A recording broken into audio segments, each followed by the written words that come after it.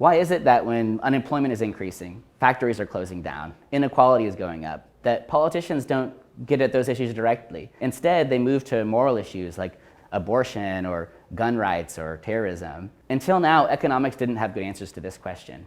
Our paper takes a look at this. First of all, we take what politicians are talking about and we divide it into two pieces. First, economic interests, and second, what we call ideas.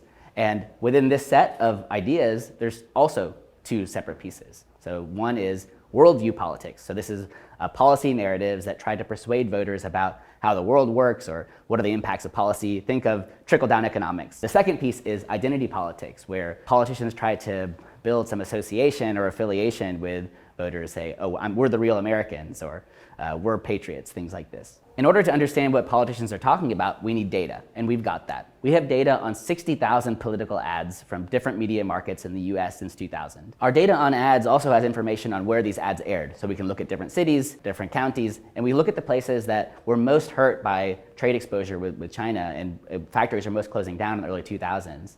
And those are the places where the economy was hurting the most. That's where Republicans moved most towards moral issues like abortion and gun rights. Why would Republican politicians do this? This is a way to avoid addressing those economic problems, because if they tried to increase taxes, that would most affect their high-income voter base. So next time you're watching TV and you see a politician in an ad talking about moral issues or symbolic identity issues rather than economic issues that really affect voters, you have an economic reason for it.